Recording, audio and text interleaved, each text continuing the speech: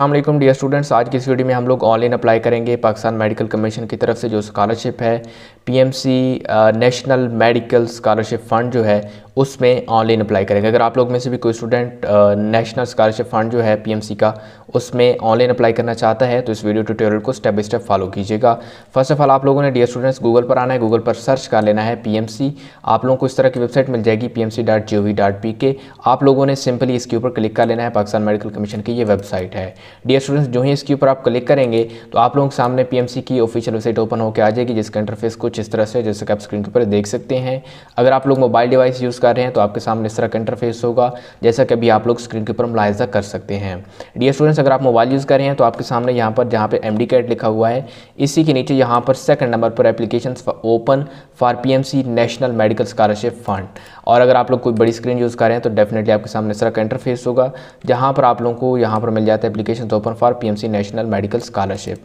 Dear students, अगर आप लोगों में से कोई स्टूडेंट ऐसा है जिसको इस स्कॉलरशिप के बारे में कंप्लीट डिटेल्स का नहीं पता तो आप लोगों को नीचे डिस्क्रिप्शन में लिंक दे दिया, आप लोग वहाँ से कंप्लीट डिटेल्स पढ़ सकते हैं। डियर स्टूडेंट्स, इसके बाद आप लोगों ने सिंपली इसी लिंक के ऊपर क्लिक कर लेना है। जो यहाँ पे इसके लिंक के ऊपर क्लिक करेंगे तो आपके सामने इस तरह का इंटरफेस ओपन होकर आ जाएगा, जो कि पीएमसी का जो स्कॉलरशिप का पोर्टल है वो है। डियर स्टूडेंट्स, इस पोर्टल के थ्रू हम लोगों ने ऑनलाइन अप्लाई करना होगा, अपनी एप्लीकेशन जनरेट करनी होगी। मैं आप लोगों को ये स्टेप बाय स्टेप हर एक चीज़ करके दिखाऊंगा और आप लोगों को साथ साथ बताता भी चलूँगा कि इसको कैसे करना है और क्यों करना है, और आप लोगों ने भी इसको फॉलो करना है। अगर आप लोग मोबाइल डिवाइस कोई डिवाइस भी यूज़ कर रहे हैं तो इसके ऊपर सेम प्रोसीजर है, आप लोगों ने इस वजह से परेशान बिल्कुल भी नहीं होना। डियर स्टूडेंट्स, हमारा स्टेप नंबर 1 है पर्सनल डिटेल्स का सेक्शन। आप लोगों ने ये डिटेल्स कुछ लिखी हुई हैं पर्सनल डिटेल्स के बारे में इनको इनपुट करने के लिए, तो आप लोगों ने इनको पढ़ लेना है। इनको पढ़ने के बाद आप लोगों ने नेक्स्ट मूव करना है और यहाँ पर आप लोगों के सामने ये जो इंटरफेस है इसके अंदर first of all name of applicant की जगह आप लोगों ने अपना नेम लिख देना है। उससे नीचे अपना CNIC या फॉर्म बी नंबर लिख देना है। उससे नीचे अपनी डेट ऑफ बर्थ लिख देनी है, ये सिलेक्ट कर लेनी है। और उससे नीचे अपना परमानेंट रेजिडेंशियल एड्रेस यानी कि आपने अपना परमानेंट एड्रेस यहाँ पर लिख देना है। डियर स्टूडेंट्स, परमानेंट एड्रेस के बिल्कुल ही निचले वाले बॉक्स में आप लोगों ने करंट रेजिडेंशियल एड्रेस लिख देना है, यानी कि जो मौजूदा पता है, और ऊपर जो है वो परमानेंट एड्रेस। ठीक है। उससे नीचे जो है मैरिटल स्टेटस आप लोगों ने सेलेक्ट कर लेना, मैरिड, अनमैरिड, डिवोर्स या विडो जो भी हैं। उसके बाद हैव यू अप्लाइड फॉर और ऑब्टेन एनी स्कॉलरशिप, तो अगर आप लोगों ने किसी और स्कॉलरशिप के लिए अप्लाई किया हो तो आप लोग यहाँ पर उसके सामने अप्लाइड को क्लिक करेंगे। अगर आपने कोई और स्कॉलरशिप हासिल की हो यानी कि अभी हासिल कर रहे हैं तो फिर आप लोग ऑब्टेन के ऊपर क्लिक करेंगे, अदरवाइज़ आप लोग नन के ऊपर क्लिक करेंगे अगर आपने अभी तक किसी और स्कॉलरशिप में ना अप्लाई किया है और ना कोई और हासिल कर रहे हैं। ठीक है। और डियर स्टूडेंट्स, आई रिकमेंड कि आप लोग इसको ऐसे ही करें। उसके सामने जो है नीचे डोमिसाइल का ऑप्शन है, आप लोगों ने यहाँ पर अपने डोमिसाइल का लिख देना है। उससे नीचे आप लोगों ने कॉन्टैक्ट नंबर अपना लिख देना है। कॉन्टैक्ट नंबर से नीचे आप लोगों ने अपना ईमेल रजिस्टर करना है। ईमेल रजिस्टर यानी कि ईमेल लिखने के बाद अपना ईमेल वो दीजिएगा जो आपके पास एक्टिव है। उससे नीचे पिक्चर का ऑप्शन है, पिक्चर के सामने आप लोगों को चूज़ फाइल का ऑप्शन नज़र आ रहा होगा। आपने चूज़ फाइल के ऊपर क्लिक करके अपनी तस्वीर अपलोड कर देनी है। तस्वीर अपलोड करने के लिए चूज़ फाइल के ऊपर क्लिक कीजिए। इसके बाद आप लोगों ने अपने मोबाइल या पीसी के अंदर जहाँ पर भी तस्वीरें बना के रखी होंगी आप लोगों ने वहाँ से सिलेक्ट आउट कर लेनी है। डियर स्टूडेंट, जैसा कि आप यहाँ पर देख सकते हैं मैंने ऑलरेडी एक तस्वीर बना के रखी हुई है और मैं इसको सिलेक्ट कर लेता हूँ। सिलेक्ट करने के बाद डियर स्टूडेंट्स आप देख सकते हैं सक्सेसफुली अटैच्ड का ऑप्शन नज़र आ रहा है। आपने ओके के ऊपर क्लिक कर लेना है और आपकी तस्वीर यहाँ पर अपलोड हो जाएगी। डियर स्टूडेंट, जब आप लोगों की तस्वीर भी अपलोड हो जाए तो उसके बाद आप लोगों ने ऊपर आप लोग को जहाँ पे स्टेप नंबर 1 लिखा हुआ आ रहा है ना, उसी के सामने स्टेप नंबर 2 भी आ रहा होगा। आप यहाँ पर देख सकते हैं मेरा ग्रीन आ रहा है, तो आप लोगों के पास ये बाकी स्टेप्स की तरह सिंपल ही आ रहा होगा, जैसे स्टेप 3, 4, 5 आ रहे हैं विदाउट कलर, तो आपने इसके ऊपर क्लिक कर लेना है। स्टूडेंट्स, स्टेप नंबर 2 जो कि फैमिली डिटेल्स का सेक्शन है, इसको फिलअप करने के लिए आप लोगों ने नीचे मूव करना है। नीचे आप लोग जहाँ पर देख सकते हैं फर्स्ट ऑफ ऑल फादर वाला टैब ओपन है, तो आप लोगों ने अपने वालिद साहब के बारे में इंफॉर्मेशन देनी है। First of all father's name की जगह अपने वालिद साहब का नेम लिख दीजिए। उससे नीचे अपने वालिद साहब का CNIC नंबर लिख दीजिए और उससे नीचे फादर्स NTN होता है नेशनल जो टैक्स पेयर नंबर होता है ना, तो अगर आपके वालिद साहब टैक्स देते हैं तो उनके पास NTN होगा, अगर टैक्स नहीं देते तो नहीं होगा, और अगर है और आपको पता नहीं है और आप अभी उनसे पूछ नहीं सकते तो भी इसको रहने दीजिए, ये मैंडेटरी फील्ड नहीं है। हाँ, अगर आपको पता है और आपके वालिद साहब को पता है और वो देते हैं टैक्स, क्योंकि टैक्स भी हर बंदे पे लागू नहीं होता, वो एक ख़ास असेस की जो है मिकदार होती है, कुछ रकम होती है, उसके बाद ही टैक्स जो है लागू होता है। तो अगर वो देते हैं तो आप लोगों ने यहाँ पर लिखना है। ठीक है, अगर फाइलर हैं टैक्स फाइलर तो, अदरवाइज़ इसको छोड़ दीजिएगा। उससे नीचे फादर्स कॉन्टैक्ट नंबर है, अपने वालिद साहब का फ़ोन नंबर लिख दीजिए। उससे नीचे उनका मैरिटल स्टेटस कि वो मैरिड हैं, अनमैरिड है, डाइवोर्स्ड हैं या विडो हैं। ठीक है, तो उससे नीचे जो है एनी अदर नेशनैलिटी, आप लोगों ने अगर वो किसी और भी मुल्क के रिहायशी हैं तो आप लोगों ने उनकी नेशनैलिटी यहाँ पर सिलेक्ट कर लेनी है। उससे नीचे लिविंग लिविंग, डिसीज, ठीक है। तो अगर वो लिविंग है यानी कि ज़िंदा है तो आप लोगों ने इसके सामने लिविंग को सिलेक्ट कर लेना है, अदरवाइज़ उसको वालिद साहब अगर फौत हो गए हैं तो वो स्टूडेंट यहाँ पर डिसीज्ड को सिलेक्ट करेंगे। याद रखिएगा ऊपर यहाँ पर जो डाइवोर्स्ड है, डाइवोर्स का मतलब होता है तलाकशुदा, और विडो मतलब कि जिनकी पार्टनर जो है वो फौत हो जाए, ठीक है। तो आपने इसको अपने लिहाज से फिल आउट कर लेना है। उसके बाद आप ऊपर जाएंगे और फादर के सामने बिल्कुल मदर का ऑप्शन नज़र आ रहा होगा, आपने यहाँ पर मदर्स के ऊपर क्लिक कर लेना है। मदर के ऊपर क्लिक करेंगे तो आप इसको फिलअप करेंगे। फिलअप करने के लिए आप लोगों को सिंपली यहाँ पर मदर्स नेम की जगह अपनी वालदा मोहतरमा का नेम लिख देना है, नीचे वालदा का CNIC नंबर, उसके नीचे NTN टैक्स पेयर नंबर अगर करनी है तो, अदरवाइज टैक्स पेयर नंबर कोई नेसेसरी नहीं, आप हर जगह पे छोड़ भी सकते हैं। उसके नीचे मदर्स कॉन्टैक्ट नंबर लिख दीजिएगा, अगर है तो, नहीं है तो आप लोग अपना कॉन्टैक्ट नंबर इस पर लिख सकते हैं, ठीक है। आप वही एक कॉन्टैक्ट नंबर आप बार बार रिपीट भी कर सकते हैं, कोई इशू नहीं है। मैरिटल स्टेटस यहाँ पर लिख दीजिएगा, मैरिटल स्टेटस के बाद अपनी वालदा का लिख दीजिएगा। यहाँ पर याद रखिएगा आप अपने लिहाज से यहाँ पर अनमेरिड सेलेक्ट ना करते रहना, ठीक है। इस बात का आपने ख्याल रखना है, ध्यान रखना है। उसके नीचे अदर नेशनैलिटी की जगह आप सेलेक्ट कर सकते हैं, अगर कोई और नेशनैलिटी भी है उनके पास, लिविंग और डिसीज़, जिंदा है तो लिविंग, अदरवाइज डिसीज़ को सिलेक्ट कर लीजिए। इसके बाद आपने ऊपर जाना है और अब आपके पास यहाँ पर तीसरे नंबर पर गार्डियन इफ़ एनी का ऑप्शन नज़र आ रहा है, आपने इसके ऊपर क्लिक कर लेना है। डियर स्टूडेंट्स, गार्डियन का मतलब होता है सरपरस्त। अगर आप लोगों का वालिदैन के अलावा कोई सरपरस्त है तो आप उसकी डिटेल्स दे दें, अगर कोई नहीं है तो मैं आपको रिकमेंड करूँगा कि अपने वालिद साहब की ही डिटेल्स यहाँ पर भी दे दें, ठीक है। तो गार्डियंस नेम की जगह अपने गार्डियन यानी कि सरपरस्त का नेम लिख दीजिएगा। उसके नीचे गार्डियन CNIC नंबर की जगह उनका शनाख्ती कार्ड नंबर लिख दीजिएगा। ये लिखने के बाद नीचे आप लोगों ने मूव करना है। नीचे आपके पास NTN नंबर है, जो कि आप ना लिखें तो भी ठीक है, लिखें अगर है उनका तो ठीक है। नीचे उनका फ़ोन नंबर, उनका मैरिटल स्टेटस, और अगर कोई और नेशनैलिटी है तो वो भी सिलेक्ट कर लें। और आखिर पर लिविंग या डिसीज़ड आपने सिलेक्ट कर लेना, जिंदा है तो लिविंग, अदरवाइज डिसीज़ड अगर फौत हो गए हैं तो, ठीक है। ये चीज़ें हर में रिपीट हो रही हैं तो मैं इनको थोड़ा थोड़ा स्किप करता जा रहा हूँ।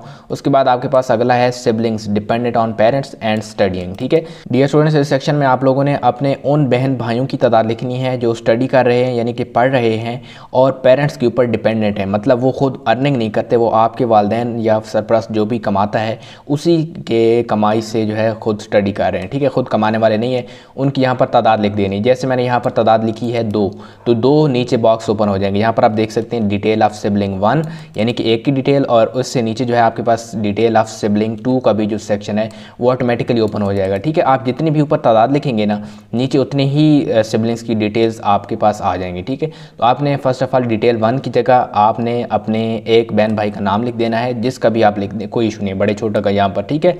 ऊपर 2 लिखा है तो 2 की देनी है। उससे नीचे CNIC या फैमिली नंबर लिख दीजिएगा उनका, उससे नीचे NTN नंबर उनका लिख दीजिएगा। डेफिनेटली होगा नहीं, किसी के पास भी NTN नंबर नहीं होगा, हर बंदा टैक्स पेयर नहीं होता और लागू भी नहीं होता हर बंदे पर टैक्स, तो डेफिनेटली इसको आप स्किप कर सकते हैं। नीचे रिलेशनशिप सेलेक्ट कर लेना है, आपका बहन है या भाई है वो आपका, ठीक है, वो सिलेक्ट कर लेना। उसके बाद नीचे एज को सिलेक्ट कर लेना, लिख लेना है। एज लिखने के बाद इंस्टीट्यूशन या कॉलेज का नेम यानी कि जहाँ पर वो पढ़ रहा है उस इंस्टीट्यूट का, उस यूनिवर्सिटी, कॉलेज, स्कूल का नाम लिख देना है। उससे नीचे मंथली फ़ी वो कितनी देता है वो लिख दीजिएगा, मंथली में कन्वर्ट करके अगर वो एनुअल देता है तो, ठीक है। उसके बाद नीचे आप लोगों ने डिटेल ऑफ सिबलिंग 2 बिल्कुल ऐसे ही फिलअप कर लेनी है, दूसरे बहन भाई की भी डिटेल्स। इसके बाद आप लोगों ने ऊपर जाना है। ऊपर जाने के बाद आप लोगों को बिल्कुल आखिर पर यहाँ पर एक और मिलता है सिबलिंग इंडिपेंडेंट एंड वर्किंग, तो इसको आपने इसके ऊपर क्लिक कर लेना। इसके क्लिक करने के बाद यहाँ पर आपने उनकी तादाद लिख देनी है, जो आपके जितने बहन भाई खुद वर्किंग हैं और इंडिपेंडेंट हैं आपके वालिदैन से, ठीक है। तो आप लोगों के जितने भी बहन भाई अर्निंग कर रहे हैं खुद से और वो इंडिपेंडेंट हैं वालिदैन से, यानी कि अपना खर्चा खुद उठा रहे हैं, उनकी तादाद लिख देनी है। मेरा तो 0 है, कोई भी ऐसा नहीं है, तो मैंने यहाँ पर 0 लिख देना है। आप जितने लिखेंगे उतने नीचे बॉक्सेस उनकी डिटेल्स फिलअप करनी होंगी, ठीक है। ये करने के बाद आप देख सकते हैं हमारी ये सारी डिटेल्स फिल होगी, फादर, मदर, गार्डियन, सिबलिंग, ये सारे हमने डिटेल्स फिल कर ली हैं। इसके बाद आप लोगों ने नीचे ऊपर मूव करना है। ऊपर आपके पास स्टेप नंबर 3 का सेक्शन है जो कि अर्निंग डिटेल्स है, तो आपने स्टेप के ऊपर क्लिक कर लेना है। अब हमारे पास अर्निंग डिटेल्स आ चुकी हैं। यहाँ से how many members of your family are earning, ठीक है। तो आपकी फैमिली में कितने मेंबर अर्न कर रहे हैं, फादर, मदर, गार्डियन। तो मेरी फैमिली में से सिर्फ फादर अर्निंग कर रहे हैं, तो मैं सिंपली इसमें से फादर को सिलेक्ट आउट कर लूँगा। जो ही आप इसको सिलेक्ट करेंगे उसके बाद आप नीचे यहाँ पर देख सकते हैं फादर अर्निंग डिटेल्स का ऑप्शन आपको आ रहा है, यहाँ पर आप देख सकते हैं डियर स्टूडेंट्स। तो सिंपली आप लोगों ने इस फादर अर्निंग डिटेल्स के ऊपर क्लिक करना है। जो यहाँ पे इसके ऊपर क्लिक करेंगे तो आपको यहाँ पर उनकी आगे डिटेल्स नज़र आ जाएंगी जिनको आप लोगों ने फिलअप करना है। फिलअप करने के लिए फर्स्ट ऑफ ऑल है how many bank accounts your father have, तो मेरे वालिदैन या वालिद साहब के पास सिर्फ एक ही बैंक अकाउंट है, तो मैंने यहाँ पर सिंपली 1 लिखूंगा। एंटर बैंक नेम, यहाँ पर आपने उस बैंक का नेम लिख देना है। तो लेट्स से मैं यहाँ पर उस बैंक का नेम लिख रहा हूँ जो मेरे वालिद का बैंक है, ठीक है। अगर आपके वालिद के पास कोई बैंक अकाउंट नहीं है तो आप यहाँ पर 0 सिलेक्ट कर सकते हैं, ठीक है। उसके बाद नीचे एम्प्लॉयमेंट स्टेटस का आपके पास ऑप्शन आ रहा होगा। तो एम्प्लॉयमेंट स्टेटस में आपके वालिद अगर एम्प्लॉयड हैं तो एम्प्लॉयड को सिलेक्ट कर लें, यानी कि नौकरी करते हैं, काम वगैरह करते हैं। अगर अनएम्प्लॉयड हैं या रिटायर्ड हैं तो आपने दूसरे वाला ऑप्शन, और तीसरे पर सेल्फ एम्प्लॉयड, जो खुद अपना कारोबार रोजगार करते हैं वो सेल्फ एम्प्लॉयड होते हैं, ठीक है। तो डियर स्टूडेंट्स, मैं सिंपली यहाँ पर एम्प्लॉयड को सिलेक्ट कर लूँगा क्योंकि मेरे वालिद जो हैं वो एम्प्लॉयड हैं। एम्प्लॉयड के बाद आप लोगों ने नीचे मूव करना, अगर आप एम्प्लॉयड सेलेक्ट करेंगे तो आपको एम्प्लॉयमेंट डिटेल देनी होगी। अनएम्प्लॉयड सेलेक्ट करेंगे तो आपने पेंशन वगैरह या इस तरह की चीज़ों की डिटेल्स देनी होंगी, ठीक है। और अगर आप लोग सेल्फ एम्प्लॉयड सेलेक्ट करेंगे तो आप बताएंगे कि वो बिजनेस मैन हैं, प्रोफेशनल हैं या कोई और काम करते हैं, ठीक है। तो डियर स्टूडेंट्स, मैंने एम्प्लॉयड को सिलेक्ट किया तो मैं अपने लिहाज से एम्प्लॉयड की डिटेल्स दूंगा। आप लोगों ने भी अपने लिहाज से इन तमाम डिटेल्स को फिल कर लेना है। तो अगर आप लोग भी एम्प्लॉयड को सिलेक्ट कर रहे हैं तो फर्स्ट ऑफ ऑल आपके पास डिजिग्नेशन का ऑप्शन है। डिजिग्नेशन मतलब उनका कौन सा ओहदा है। उसके बाद नेम ऑफ एम्प्लॉयर के कहाँ पर काम करते हैं, उस कंपनी का नाम, उस मालिक का नाम, उस ऑर्गेनाइजेशन का नाम लिख दीजिएगा। उसके नीचे एम्प्लॉयर कॉन्टैक्ट लिख दीजिएगा, फ़र्ज़ी है आप वहाँ पर लिख सकते हैं, उनसे पूछ के लिख सकते हैं। उससे कहीं कोई मैनेजर वगैरह उस कंपनी का तो उसका लिख सकते हैं। उसके नीचे मंथली इनकम है तो आप लोगों ने मंथली इनकम लिख देनी है कि वो कितना कमा लेते हैं। उसके नीचे how many immovable assets do you have, तो आपके कितने इमूवेबल असेट्स हैं। असेट्स मतलब असासे हैं, जैसे घर हो गया तो ये इमूवेबल है, यानी कि मूव नहीं कर सकते एक से दूसरी जगह। तो मैंने यहाँ से 1 सेलेक्ट किया क्योंकि हमारे पास टोटली 1 इमूवेबल असेट्स है। अगर कोई लैंड है आपके पास तो वो भी आप सेलेक्ट कर सकते हैं। उससे नीचे है, अगर आप 1 सेलेक्ट करेंगे तो फिर आपको असेट नंबर 1 की डिटेल्स देनी होंगी। अगर यहाँ पर 2 सेलेक्ट करेंगे तो फिर आपको 1 के नीचे फिर 2 की भी डिटेल्स देनी होंगी, ठीक है। तो मैंने यहाँ पर लिखा है एंटर नेम की जगह मैंने उस असेट का नाम लिखा है हाउस, क्योंकि हमारे पास हाउस है तो हम हाउस लिखेंगे। उससे नीचे एंटर असेट मार्केट वैल्यू की उस जो असेट है जो आपका वो वर्थ है उसकी वैल्यू कितनी है मार्केट के अंदर इस वक्त, वो आपने अप्रॉक्सीमेट लिख देनी है। एग्जैक्ट वर्ड बाय वर्ड लिखने की कोई ज़रूरत नहीं है और ना ही यहाँ से ये चीज़ें चेकआउट की जाती हैं। हाँ, एक अप्रॉक्सीमेट होते कि स्टूडेंट के पास इतनी वर्थ है, ठीक है। उससे नीचे आपके पास ऑप्शन है how many vehicles do you have, तो आपके पास कितनी व्हीकल्स हैं। व्हीकल्स मैंनी गाड़ियाँ जिसमें मोटरसाइकिल सारी चीज़ें आ जाती हैं। तो मैंने यहाँ पर 1 को सिलेक्ट किया है, 1 व्हीकल। उससे नीचे एंटर व्हीकल नेम, ठीक है। तो अगर आप 1 सेलेक्ट करेंगे तो डेफिनेटली यहाँ पर एक छोटा सा लिखा हुआ 1 आ रहा होगा। अगर 2 सेलेक्ट करेंगे तो 2, 3 होगा तो 3 आ रहा होगा। तो उसके सामने उसका नाम लिख दीजिएगा व्हीकल का, जैसे मैंने यहाँ पर लिखा है बाइक 70 cc, ठीक है। उससे नीचे एंटर व्हीकल मार्केट, उसकी कीमत कितनी है मार्केट में इस वक्त, तो आपने वो अप्रॉक्सीमेट वैल्यू लिख देनी है, ठीक है।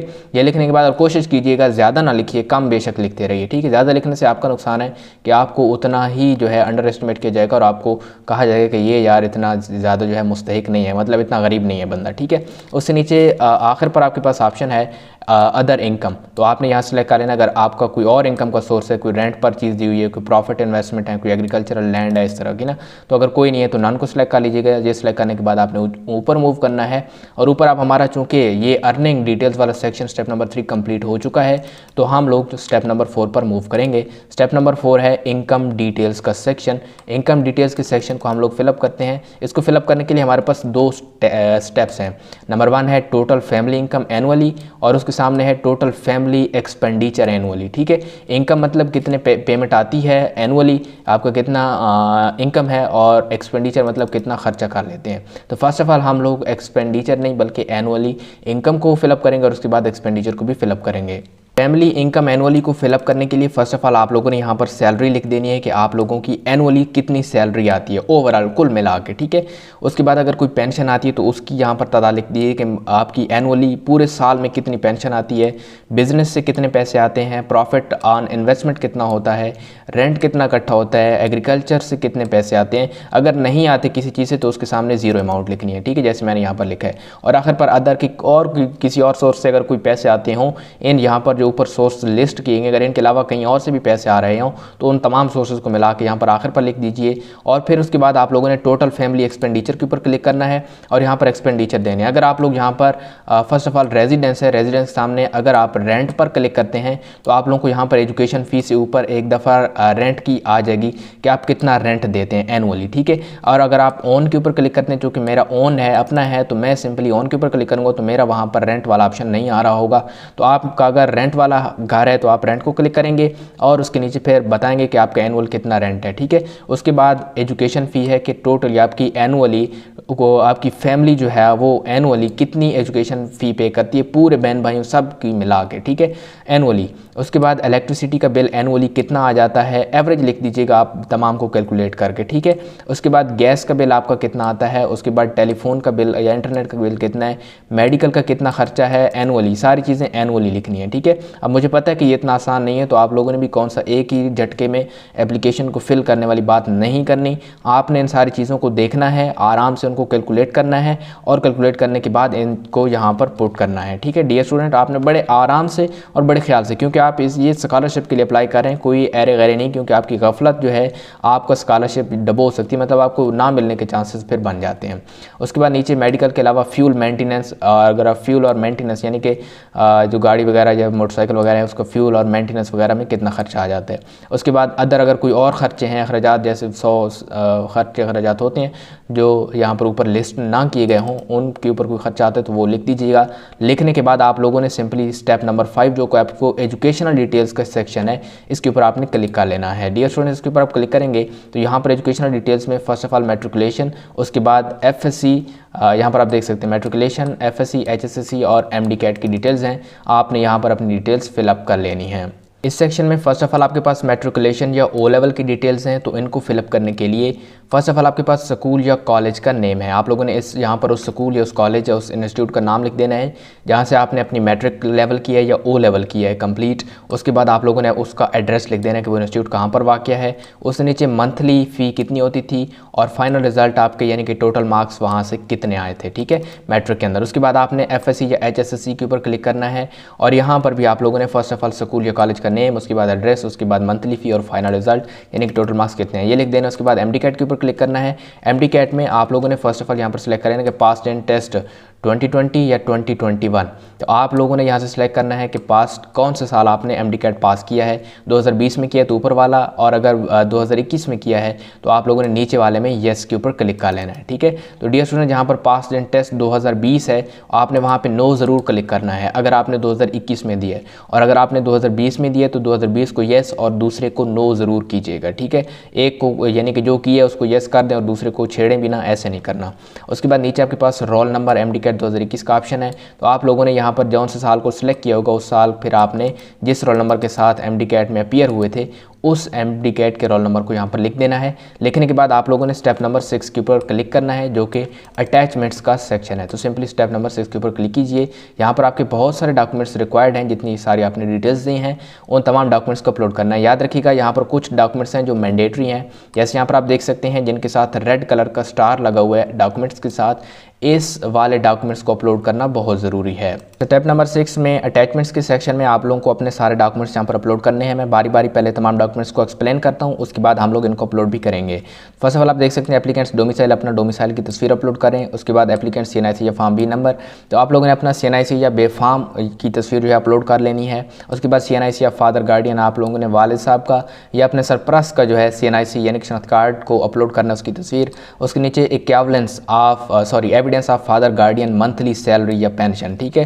तो आपने अपने वाले साहब की जो मंथली सैलरी है या पेंशन की उसकी डिपॉजिट स्लिप या पे स्लिप या सैलरी स्लिप जो है यहाँ पर अपलोड करनी है। जिन स्टूडेंट्स के वालिदैन जो है वो मजदूर हैं या कोई ऐसा काम करते हैं जहाँ पे ना उनको सैलरी स्लिप मिलती है या कोई और एविडेंस नहीं होता, सिर्फ पैसे मिलते हैं, तो वो क्या करेंगे, एक प्लेन कागज़ के ऊपर या किसी स्टाम्प पेपर के ऊपर जाके अपने किसी ज़िले के बड़े मेंबर से जो है या चेयरमैन से जो है आप लोग वहाँ पे उसके ऊपर दस्तखत और तस्दीक करवा के लाएंगे कि आपके वालिद साहब ये काम करते हैं और उनकी इतनी सैलरी है, ठीक है। उसके बाद नीचे है लास्ट मंथ यूटिलिटी बिल्स, तो आप लोगों ने यहाँ पर लास्ट मंथ का यूटिलिटी बिल, गैस, टेलीफोन और बिजली, इन चीज़ों का यहाँ पर अटैच कर लेना है, ठीक है डियर स्टूडेंट्स। उसके बाद नीचे रेंट या लीज़ का ऑप्शन नज़र आ रहा होगा, एग्रीमेंट, तो आप लोगों ने यहाँ पर जो है अपने रेंट का या लीज़ का जो एग्रीमेंट है वो यहाँ पर अपलोड करना है।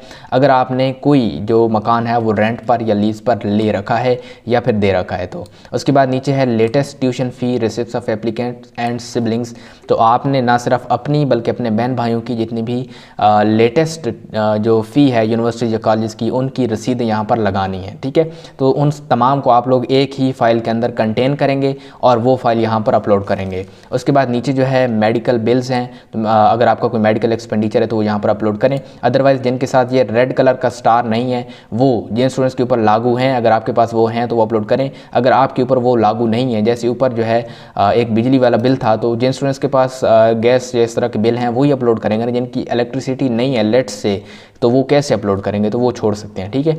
उसके बाद नीचे जो है एजुकेशनल ट्रांसक्रिप्ट्स, आपने HSSC SSC या E वगैरह की ना जो एजुकेशनल ट्रांसक्रिप्ट्स हैं, यानी कि अपने ओरिजिनल डॉक्यूमेंट्स हैं, उनकी तस्वीर अपलोड करनी है।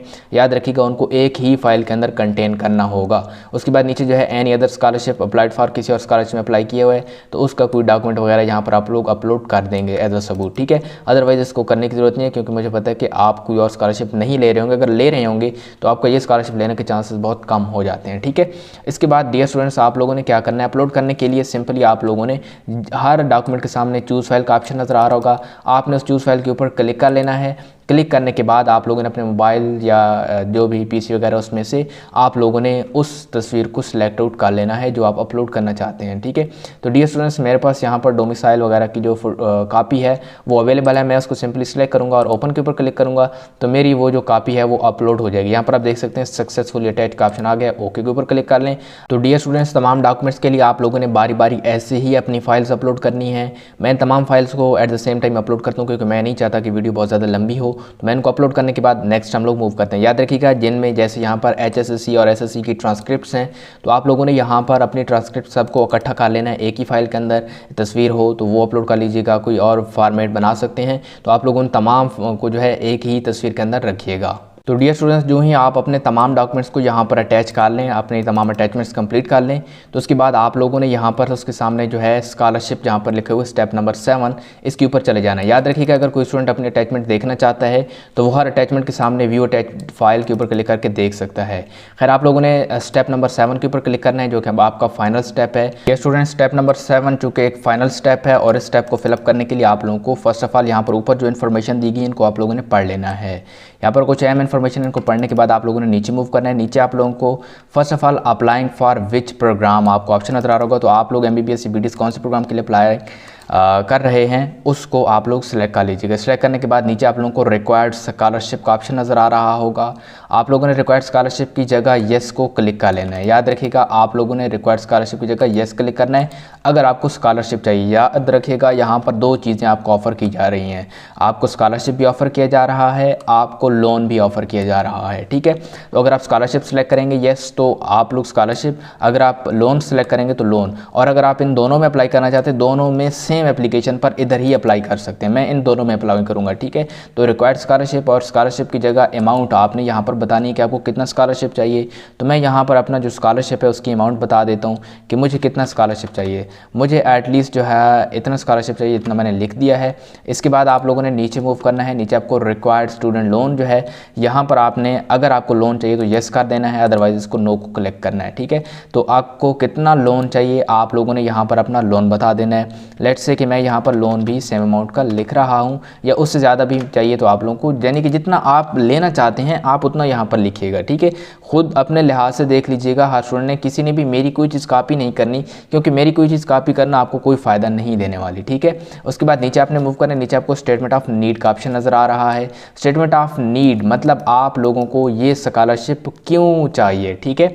आप कितने ज़रूरतमंद हैं आपने खुद को डिफाइन करना है। सिर्फ 300 वर्ड्स की आपके पास लिमिट है। आप इस बॉक्स के अंदर 300 वर्ड्स तक लिख सकते हैं, यानी कि मैक्सिमम 1200 कैरेक्टर्स आप लोग यहाँ पर लिख सकते हैं स्टेटमेंट ऑफ नीड में, ठीक है। तो इस बॉक्स में आप लोग 300 वर्ड्स पर अपनी मर्ज़ी का एक पूरी स्टेटमेंट लिखें। उस स्टेटमेंट में आपने ख़ुद को ये डिफ़ाइन करवाना है कि आप इसके ज़्यादा डिज़र्विंग है बाकी लोगों से, और आपने बताना है कि आप कितने ज़्यादा फाइनेंशियली बैकग्राउंड में वीक हैं, आपकी फाइनेंशियल सपोर्ट कितनी होनी चाहिए और अभी कितनी है, और आपको ये स्कॉलरशिप या ये लोन क्यों चाहिए, ठीक है। उसके बाद नीचे आप लोगों को पर्सनल स्टेटमेंट का ऑप्शन नज़र नज़र आ रहा है। पर्सनल स्टेटमेंट के सेक्शन में आप लोगों ने अपने आप को डिफाइन करवाना है कि अगर आप लोगों को लेट्स से कि ये लोन या स्कॉलरशिप मिल जाता है तो आप फिर क्या करेंगे, आप लोगों को ये जो लोन है ये किस तरह फ़ायदा देगा आप लोगों की डिग्री में, आपकी लाइफ में, या ये कितना इंपॉर्टेंट है, ताकि ये आप लोगों की जो पर्सनल स्टेटमेंट की सेक्शन है इसमें भी आप लोग 300 वर्ड्स तक लिख सकते हैं। ठीक है, तो 300 वर्ड्स या 1200 जो करेक्टर लिमिट है उसको आप एक्सीड नहीं कर सकते।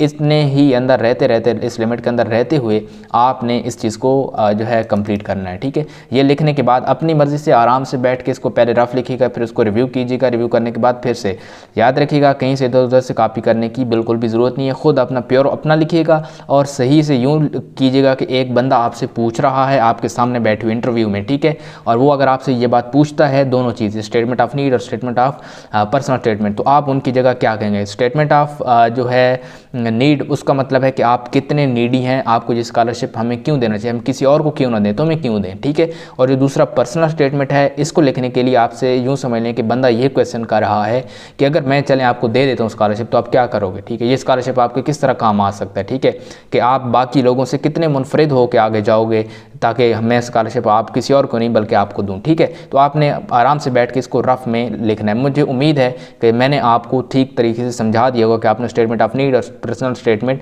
कैसे लिखनी है। ठीक है, अगर फिर भी आप लोगों को समझ नहीं आती तो मैंने आप लोगों की आसानी के लिए नीचे डिस्क्रिप्शन में लिंक प्रोवाइड कर दूंगा। आप लोगों ने उस लिंक के ऊपर क्लिक करके तमाम डिटेल्स पढ़ लेनी है और आप लोगों को वहाँ पर कुछ सैंपल भी मिल जाएंगे जिनको देखने के बाद आपको अच्छी तरह से आइडिया हो जाएगा। ठीक है, तो ये चीज़ आप मुकम्मल कर लेंगे। मुकम्मल करने के बाद जब आप लोगों की सारी एप्लीकेशन पूरे सातों के सातों स्टेप में से हर स्टेप बिल्कुल करेक्ट है, मैं आप लोगों को रिकमेंड करूँगा एक दफ़ा फिर से हर स्टेप के ऊपर क्लिक करके पीछे जाके एक एक इन्फॉर्मेशन को अच्छी तरह से पढ़ लें। जब सबको पढ़ लें, देख लें सारी कुछ ठीक है, तो उसके बाद आप लोगों को नीचे ऑप्शन नज़र आ रहा होगा सबमिट वाला। ठीक है, बटन नज़र आ रहा होगा, आपने सबमिट के बटन के ऊपर सिंपली क्लिक कर देना है। इसके ऊपर आप सबमिट करेंगे या क्लिक करेंगे तो आपकी थोड़ी देर के लिए इन्फॉर्मेशन जो है प्रोसेस होंगी।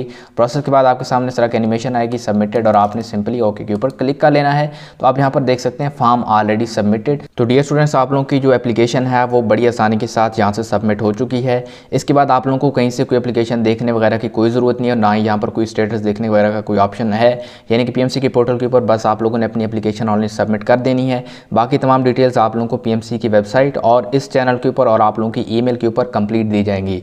फ्यूचर में इस स्कॉलरशिप या इस प्रोग्राम के हवाले से जितनी भी लेटेस्ट अपडेट आती हैं, कोई नया अपडेट आती है जिसमें अगर PMC कोई एक्शन लेती है, कोई स्टूडेंट्स की जो नाम आते हैं लिस्ट लगती है, तो उन तमाम की इन्फॉर्मेशन आपको इसी चैनल के ऊपर प्रोवाइड की जाएंगी। इसके अलावा पूरे पाकिस्तान के मेडिकल और डेंटल कॉलेजेस में ऑनलाइन अप्लाई करने के मुकम्मल तरीक़ाकार पंजाब सिंध हर एक जो सूबा है उसके तमाम मेडिकल और डेंटल कॉलेज में पब्लिक और प्राइवेट उनके अवेलेबल हैं इस चैनल के ऊपर। नीचे डिस्क्रिप्शन में भी लिंक मिल जाएगा और इधर उधर की वीडियोस में भी चैनल के ऊपर देख लीजिएगा। इसके अलावा भी एजुकेशन और स्कॉलरशिप के रिलेटेड इस चैनल के ऊपर तमाम रियल वीडियोस अपलोड की जाती हैं। अगर आप लोग चैनल को सब्सक्राइब करना चाहें और फ्यूचर में हेल्प हासिल करना चाहें तो ज़रूर कर लीजिएगा। खैर, मिलते हैं किसी और वीडियो में, तब तक अपना बहुत सारा ख्याल रखिएगा। मेरी तरफ से आप सब लोगों को अल्लाह हाफिज़।